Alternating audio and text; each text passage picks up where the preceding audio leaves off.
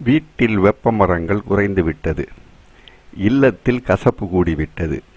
பேச்சில் இனிமை குறைந்துவிட்டது. உடலில் சர்க்கரை கூடிவிட்டது. புத்தகங்கள் சாலையோர நடைபாதைகளில் விற்கப்படுகிறது. கண்ணாடியில் அலங்கரிக்கப்பட்டு குளிர்சாதனம் பொருத்தப்பட்ட அறையில் காலணிகள் விற்கப்படுகிறது. இப்போது தெரிகிறதா, மக்களுக்கு அறிவை விட காலணிகள் மீதுதான் அக்கறை அல்லது நாட்டம் அதிகம்.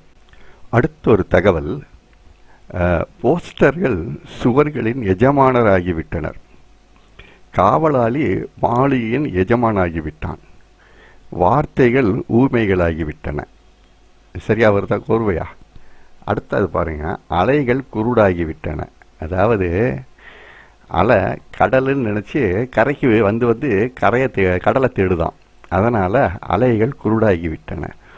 புனைவுகள் செய்தித்தாளாகிவிட்டன. இது உங்களுக்கே தெரியும் அது என்னன்ட்டு. இது இன்னொரு கவிஞனோட புலம்பல். என்னை பற்றி சிலர் என்ன நினைத்து கொண்டிருக்கிறார்கள்? இதை எண்ணும்போது என் நிழலை கண்டாலும் அச்சம் வருகிறது.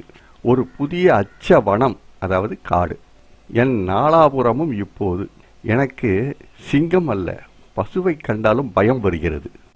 ஒரு வீரமிக்க கவிஞர் எப்படி பேசுவார்? அவர் சொல்கிறார் பாருங்க, எதிரியா இருந்து விட்டு போகட்டும், உயிர் பெரிதில்லை, இவையெல்லாம் புகை, வானம் இல்லை. இல்லம் தேடி வருவீர்கள், இது என் வீடே இல்லை.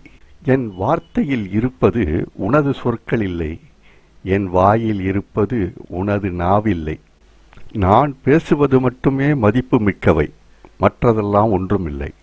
இந்த கவிஞன் விடுறதா இல்லை, மேலும் சொல்கிறான், எனக்கு தெரியும் எதிரி கூட குறைந்தவன் இல்லை, ஆனால் ஒரு பைக்குள் இல்லை என் உயிர். இன்று பெரும் செல்வந்தர் நாளை இருப்பதில்லை, அனைவரும் குடித்தனக்காரர்கள், சொந்த வீடு உடையவர்கள் யாரும் இங்கில்லை. இப்போ அந்த கவிஞன் நமக்கு அட்வைஸ் பண்ணுறான். உலகில் வாழ்க்கை என்று வந்துவிட்டால் உண்மையில் வாழ்ந்துவிட வேண்டும். எதிரிகளிடமிருந்து எந்த ஆபத்தும் இல்லை, உங்களை நீங்கள் கண்காணித்து கொண்டால் போதும். இந்த கவிஞர் கொஞ்சம் உஷாரான நேரம் இது. அவர் சொல்கிறார் பாருங்க, என் வீட்டு கதவுகளை பூட்டிவிட்டு போகிறேன். தகவல் வந்தது விருந்தினர் வருவதாக, புரியுதா? இதனால் அவர் வீட்டை பூட்டிட்டு போகிறாரு.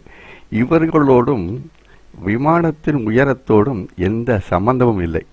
இவர்கள் வெறும் குருவிகளை, பறக்க விரும்புபவர்கள். இது ஈகையின் உயர்நிலை. அவர் எப்படி சொல்கிறார் பாருங்க, கால நிலையில் கவலை வை, குருதியை கொஞ்சம் கொதிப்பாகவை. லட்சம் சூரியனோடு நட்பு இருந்தாலும் சிறிய தாரகைகளையும் பரிபாலனம் செய். இந்த பகுதியின் ஒரு இறுதி கவிதையாக ஒன்று. உங்களுக்கு ஒவ்வொரு உறவும் விசுவாசமானதாக இருக்க வேண்டுமா? அவர்களிடம் நீங்கள் பேசுவது வாயால் இருக்கக்கூடாது, ரூபாயால் இருக்க வேண்டும்.